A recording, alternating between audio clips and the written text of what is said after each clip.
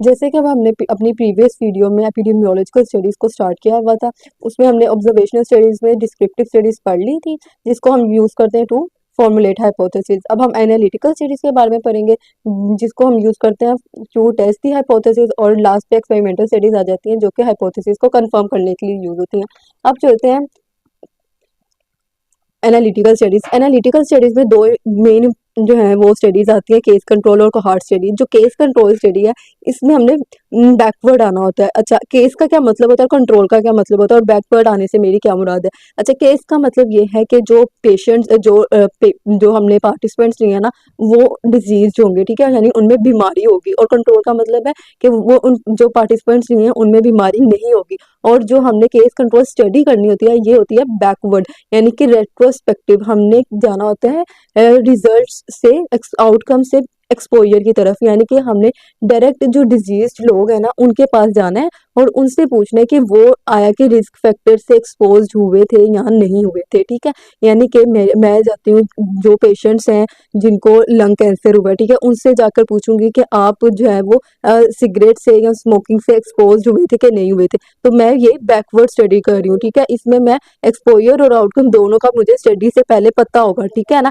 यानी कि आउटकम क्या है, डिजीज है, लंग कैंसर है, और एक्सपोजर यानी कि स्मोकिंग है। तो यहाँ पर मैंने बैकवर्ड जाना है, फ्रॉम इफेक्ट टू कॉज, ठीक है। इसको हमने रेट्रोस्पेक्टिव स्टडी भी कहते हैं। अब इसमें मैंने केस का मतलब आपको बता दें, जो डिजीज होंगे, और कंट्रोल जो बिल्कुल ठीक होंगे, ठीक है। अच्छा, इसमें ना जो चीज आपको मेन आनी चाहिए ना, ये टेबल, इसका 2x2 का टेबल, इसमें अच्छा, एक हमें जब सिनेरियो आएगा ना, उसमें हमने एक तो डायग्नोस, हमने एक तो उसमें से आइडेंटिफाई ये करना है कि ये स्टडी केस कंट्रोल है या कोहार्ट स्टडी है। फिर उसके बाद या तो ये टेबल बना हुआ आएगा या फिर हमने बनाना होगा। इस टेबल में से अगर आपने देख लिया कि ये केस कंट्रोल स्टडी है, तो उसमें से हमने कौन से मेजर्स निकालने हैं, और अगर हमने आएगा कि कोहार्ट स्टडी है, तो उसमें से हमने कौन से मेजर्स निकालने हैं। अब ये देखो कि ये केस कंट्रोल स्टडी है। केस कंट्रोल स्टडी में अब यहाँ पर मैंने ये केसेस हैं, यानी कि ये सारे कौन से हैं, ये डिसीज हैं जिनको बीमारी हुई थी, और ये कंट्रोल हैं जिनमें बीमारी नहीं थी। अब ये सारे वो हैं जिनको लंग कैंसर हुआ। मैं इन लोगों के पास गई, ये टोटल 35 थे।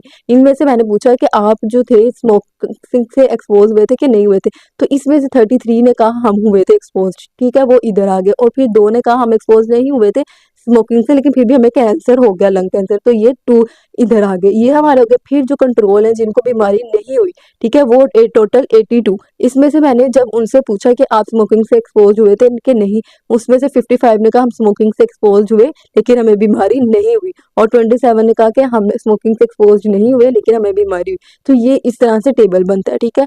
फिर उसके बाद इसमें से अगर केस कंट्रोल स्टडी है ना, तो इसमें से हम क्या निकाल सकते हैं, इसमें से हम निकाल सकते हैं ओड रेशो, रिलेटिव रिस्क। ये बात याद रखनी है कि केस कंट्रोल स्टडी से रिलेटिव रिस्क नहीं निकल पाता। क्यों नहीं निकल पाता, ये देखो कि ये जो होती है ना, इसमें अभी मैं आपको बताती हूँ। अच्छा, इंसिडेंस अमंग केसेस और अमंग कंट्रोल, ये हमने निकालना उसी में होता है, कोहार्ट में। आगे वो हम पढ़ेंगे, वो मैं तभी बता दूंगी। और रिलेटिव रिस्क कैसे निकालते हैं वो भी मैं आगे बताऊंगी, जहां पर हमने निकालना है। अच्छा, यहाँ पर ये देखो क्यों कह रहे हैं कि ना, a typical case control study does not provide incidence rates, ठीक है। जब हमें इंसिडेंट रेट्स नहीं पता चलते, तो फिर वहां से हमें रिलेटिव रिस्क भी नहीं निकल पाता, क्योंकि उसका फॉर्मूला ही यही है कि incidence among exposed divided by incidence among non exposed. अच्छा, in general relative risk can be exactly determine from the cohort study, वो आगे हम पढ़ेंगे। अच्छा, यहाँ से हम जो है ना ओड रेशो निकाल लेते हैं। Odd ratio indirect measure of the strength of association हमें बताता है रिलेटिव रिस्क का और आउटकम का, ठीक है ना। अगर ये रेशो 1 से ज्यादा होगी तो इसका मतलब पॉजिटिव एसोसिएशन है, रिलेटिव रिस्क की पॉजिटिव एसोसिएशन है इसकी रिस्क फैक्टर की और उसके साथ डिजीज की। और अगर ये 1 है तो इसका मतलब कोई एसोसिएशन नहीं है, और अगर 1 से कम है तो इसका मतलब नेगेटिव एसोसिएशन है। जैसे कि अभी हम ये देख लेते हैं कि देखो, ये एक्सपोज्ड, ये नॉन एक्सपोज्ड, ये बीमार, ये सारे, और ये जो कंट्रोल है जिनमें बीमारी नहीं है। हमने कैसे निकालना होता है, मल्टीप्लाई करके, ए को डी से, बी को सी से मल्टीप्लाई किया। अच्छा, ए डी को मल्टीप्लाई किया, नीचे बी सी, और ये डिवाइड कर दिया, ठीक है। अब आंसर लेट सपोज मेरा ये आया है 8.1, जो पीछे टेबल बना था उसके अकॉर्डिंग 8.1 है। तो इसको हमने इंटरप्रेट भी करना है। लाजमी बात यह कि आपने इंटरप्रेट भी करना है, उसके भी मार्क्स होते हैं, कैलकुलेट करके छोड़ नहीं देना। इंटरप्रिटेशन में हम ये बताएंगे कि अब वो लोग जो स्मोकिंग करते थे उसमें जो risk of developing lung cancer है वो 8.1 टाइम्स मोर है देन दोज जो नहीं करते स्मोकिंग। ठीक है, ये कितनी एसोसिएशन है वो हमने बता दी। ये इस तरह से हम निकालते हैं केस कंट्रोल स्टडी में, मैंने बता दिया। अब इसकी ना ये भी आते होते हैं एडवांटेजेस और डिसएडवांटेजेस। अब हम पढ़ते हैं एडवांटेजेस क्या है। इसके एडवांटेजेस ये हैं, एक तो करना आसान है। करना कैसे आसान है कि हम डायरेक्ट बीमार लोगों के पास जा रहे हैं, उनसे पूछ रहे हैं कि आप कभी एक्सपोज हुए थे कि नहीं हुए थे। ठीक है, अब फिर इनएक्सपेंसिव ज़्यादा पैसे भी नहीं लगते, रैपिड है, यानी कि जल्दी हो जाता है। हम गए, उनसे पूछा कि हुए नहीं हुए, अपनी स्टडीज कर ली, और ये सारे कुछ ज़्यादा लोग भी नहीं चाहिए होते, कुछ सब्जेक्ट्स चाहिए होते हैं। ठीक है, इसमें रिस्क फैक्टर भी आइडेंटिफाई होता है, और इसमें पेशेंट जो सब्जेक्ट होते हैं ना, जो पार्टिसिपेंट्स होते हैं, उनको भी कोई रिस्क नहीं होता, और एथिकल प्रॉब्लम्स भी कम होते हैं।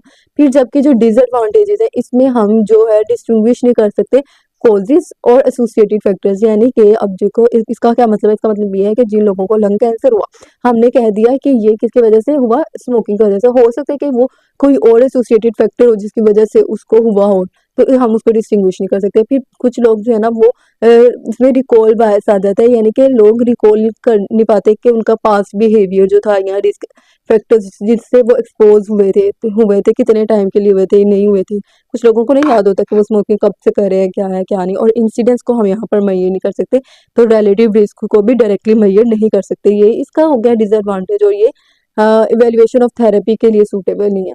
फिर उसके बाद हम पढ़ेंगे cohort study. Cohort study longitudinal study भी इसको कहते हैं। ठीक है, यहाँ इसमें क्या होता है, इसमें ये फॉरवर्ड हम जाते हैं, यानी कि अब जैसे मुझे लग रहा है कि मैं कहती हूँ जो लोग मैंगो खाते हैं उनको ब्लाइंडिंग हो सकती है, मतलब मैंने वैसे अपने से बात की है ना एक जनरल, तो मैंने उसकी पिछली जो है ना सारी डिस्क्रिप्टिव स्टडी कर ली, अब मैं एनालिटिकल स्टडी कर रही हूँ। अब उसमें मैं वो लोग जो मैंगो बहुत ज़्यादा खाते हैं, या मतलब कोई ऐसे, चलो मैंगो छोड़ो ये तो गलत बात है, मैंगो तो ताकत वाली चीज़ होती है, यानी कि सुपारी खाते हैं। ठीक है, जो लोग सुपारी खाते हैं, तो मैंने देखा कि ये लोग सुपारी खा रहे हैं, अब मैंने जो लोग खा रहे हैं उनको मैंने साइड पे कर दिया, और फिर जो नहीं खाते वो एक तरफ हो गए, और इतने 10 साल की मैंने पूरी स्टडी की, और 10 साल बाद देखा कि जो सुपारी खाते हैं उनके अंदर कोई मतलब कैंसर हुआ कि नहीं हुआ, कार्सिनोमा हुआ, ओरल कार्सिनोमा वगैरह हुआ कि नहीं हुआ। ठीक है, तो ये मैंने बहुत ज़्यादा टाइम टेकिंग होती है, लेकिन ये क्या है, फॉरवर्ड है, यानी कि हम एक्सपोजर से आउटकम की तरफ जा रहे हैं। इसको हम कहते हैं कोहार्ट स्टडी। ठीक हो गया, इसमें देखो स्टडी जो है ना ये प्रोसीड करती है forward from cause to effect, exposure से हम आउटकम की तरफ जा रहे होते हैं। अच्छा, इसमें भी वही चीज़ें हैं कि हमें क्या पता होना चाहिए, एक तो हमने आइडेंटिफाई करनी है कि स्टडी कौन सी, फिर उसका 2x2 का टेबल या तो बना हुआ आएगा या हमने खुद बनाना होगा। मोस्टली केसेस में ना बना हुआ ही आता है, अभी मैंने मोड के एग्जाम जो ना उसमें बना हुआ ही आया था। अच्छा, फिर उसके बाद हमने ना इसमें से जो चीज़ें अभी जैसे ये देखो, ये टेबल है। ठीक है, यहाँ पर बताया कि जो लंग कैंसर डेवलप हुआ और नहीं हुआ, यानी कि जो सिगरेट स्मोक करते थे ना, मैंने टोटल जो है ना 7,000 देख लिए जो स्मोकर थे, और 3,000 वो देख लिए जो स्मोक नहीं करते थे। फिर जो है ना उसमें से मैं कितने टाइम के बाद, 10 साल के बाद जो है ना उन लोगों का दोबारा गई। फिर उसके बाद मैंने उनसे पूछा कि आप जो हो उन लंग कैंसर हुआ कि नहीं हुआ, उसमें से 70 ने कहा हाँ हमें हुआ, और बाकी इतने लोगों ने कहा हमें नहीं हुआ। 3,000 जो नहीं करते थे उनसे मैंने पूछा 10 साल बाद कि आपको हुआ, उनमें से 3 ने कहा हमें हुआ, और बाकी सब ने कहा हमें नहीं हुआ। तो ये सारा हमने इस तरह से टेबल बना लिया होता है कि ये अब यहाँ से हमने इंसिडेंस कैसे निकालना है। अब ये देखो, इंसिडेंस अमंग एक्सपो, यानी कि कोहार्ट स्टडी से हमने कौन कौन से मेजर्स निकाल सकते हैं, इंसिडेंस रेट निकाल सकते हैं हम, फिर उसके बाद यहाँ से रिलेटिव रिस्क निकाल सकते हैं हम, फिर उसके बाद हम यहाँ से एट्रीब्यूटेबल रिस्क निकाल सकते हैं। ठीक है, ये, और उसके बाद हमने लास्ट में इसको इंटरप्रेट करना होता है। ये हो गया, और इसके भी मेरिट्स और डीमेरिट्स बहुत इंपॉर्टेंट है। अच्छा, यहाँ पर देखो इंसिडेंस रेट कैसे निकालेंगे। इंसिडेंस रेट एक होता है अमंग एक्सपोज जो हुए उनमें से, यानी कि अमंग स्मोकर्स। ठीक है, और अमंग नॉन स्मोकर्स, ये सारे क्या है, ये स्मोकर्स हैं। टोटल कितने हैं, ये ए है, ये बी कह दिया, और ये सारे ए प्लस बी हो गए। तो ये जिसमें से जो बीमार हुए ना वो कितने हैं, ए। तो जो एक्सपोज हुए और एक्सपोज में से जो बीमार हुए वो ऊपर आ गए, और जो बीमार ना हुए यानी कि जो टोटल थे, जो एक्सपोज हुए वो सारे टोटल कितने एक्सपोज हुए थे, ये सारे एक्सपोज हुए थे 7,000 से, वो नीचे आ गए ए प्लस बी। ठीक है, ये अमंग स्मोकर्स, यानी कि अमंग एक्सपोजर्स जो है वो हमने रिस्क इंसिडेंस रेट निकाल लिया। फिर उसके बाद अमंग नॉन स्मोकर, यानी कि अमंग नॉन एक्सपोज्ड कैसे इंसिडेंस निकालते हैं, वो कैसे आया, कि ये सारे नॉन एक्सपोज थे। कितने टोटल? 3000 नॉन एक्सपोज थे, C+D। वो मैंने लिख दिया नीचे, ये सारे के सारे क्या है? Non expose. और इसमें से जिनको डिजीज हुई वो कितने थे? C, यानी कि 3। तो ये हमारा आ गया अमंग नॉन एक्सपोजर्स या जो भी, तो उसमें कितना इंसिडेंस है? वो इतना इंसिडेंस आ गया। ठीक है, ये निकालने के बाद हमने अब निकालना है रिस्क, रिलेटिव रिस्क और एट्रीब्यूटेबल रिस्क। जो रिलेटिव रिस्क निकालने का क्या तरीका होता है? इसका फॉर्मूला होता है कि अभी हमने इंसिडेंस अमंग एक्सपोज निकाला और इंसिडेंस अमंग नॉन एक्सपोज निकाल लिया। ठीक है, अब हमने क्या करना होता है? जो अमंग एक्सपोज इंसिडेंस है उसको डिवाइड कर देना अमंग नॉन एक्सपोज। जैसे कि ये देखो, मैंने देखा अमंग एक्सपोज इंसिडेंस कितना आया?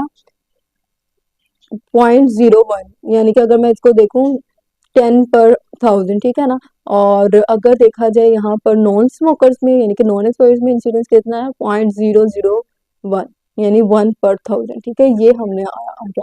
अब मैंने इसको सिंपल क्या कर दिया, अमंग एक्सपोज जो आया और अमंग नॉन एक्सपोज जो है उसको डिवाइड कर दिया, ऊपर 10 नीचे 1। यानी इसको अगर मैं डायरेक्ट वो भी लिख देती कि 0.01 डिवाइडेड बाय 0.001, तो वो यही हो जाना था ना। जब ये पॉइंट कटना था तो उसकी जगह नीचे 100 आ जाना था इसका, और अगर ये कटता तो ऊपर 1000 आ जाना था इसका। ये 0 2 0 इधर से कट गए थे और फिर 10 हमारा आंसर आ जाना था।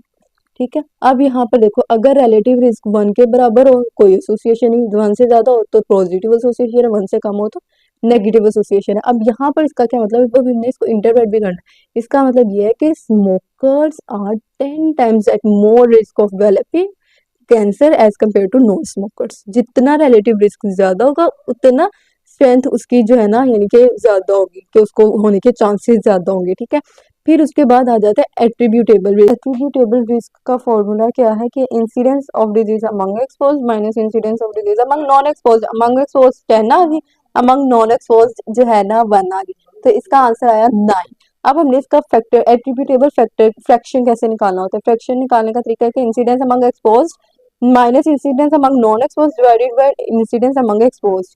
यानी कि ये ऐसे है कि incidence among expose minus incidence among non expose divided by incidence among expose multiply by 100। तो ये कितना हुआ? इंसिडेंस अमंग एक्सपोज 10 था, माइनस जो है ना इंसिडेंस अमंग नॉन एक्सपोज 1 आया, नीचे 10 मल्टीप्लाई बाय 100 आ गया, ये इससे कट गया 9 इंटू 10, यानी कि 90% आ गया। ठीक है ना, तो इसको हमें इंटरप्रेट कैसे करना है? इंटरप्रिटेशन का मतलब इसको ऐसे कि 90% जो लंग कैंसर हुआ स्मोकर्स में वो स्मोकिंग की वजह से था, और 10% कॉज कोई और हो सकते हैं अदर देन स्मोकिंग। ठीक है ना, यानी कि 90% स्मोकिंग की वजह से हुआ, 10% किसी और वजह से हो सकता है। और फिर उसके बाद अब हम ना इसके कुछ एग्जांपल्स भी मैं आपको बताऊंगी, उसके जरिए से कैसे हम जो है ना इसको बना टेबल कैसे बना सकते हैं और इसको आइडेंटिफाई कैसे कर सकते हैं। फिर उसके अगर वैल्यू की बात की जाए, अच्छा इंटरप्रेट, अगर ये एट्रीब्यूटेबल 0 के इक्वल है तो नो रिस्क। ठीक है, और अगर 0 से ज्यादा है तो पॉजिटिव रिस्क, और 0 से कम है तो नेगेटिव रिस्क। ठीक है, इसके एडवांटेजेस और डिसएडवांटेजेस भी इंपॉर्टेंट है। एडवांटेजेस इसके कैसे कि इंसिडेंस को कैलकुलेट किया जा सकता है, रिलेटिव रिस्क को डायरेक्टली हम एस्टिमेट कर सकते हैं, बायस भी इसमें कम होती है बायसिंग, और डोज रिस्पॉन्स रेशो को भी कैलकुलेट किया जा सकता है। फिर इसके बाद इसके जो डिसएडवांटेजेस है, इसमें हमें बहुत ज़्यादा लोग भी चाहिए होते हैं, बहुत ज़्यादा टाइम भी चाहिए होता है, फंडिंग भी कम होती है, एक्सपीरियंस स्टाफ भी कम होता है। फिर उसके बाद ये एक्सपेंसिव भी होता है, फॉलो अप भी डिफिकल्ट होता है, और एथिकल प्रॉब्लम्स भी इसमें आते हैं।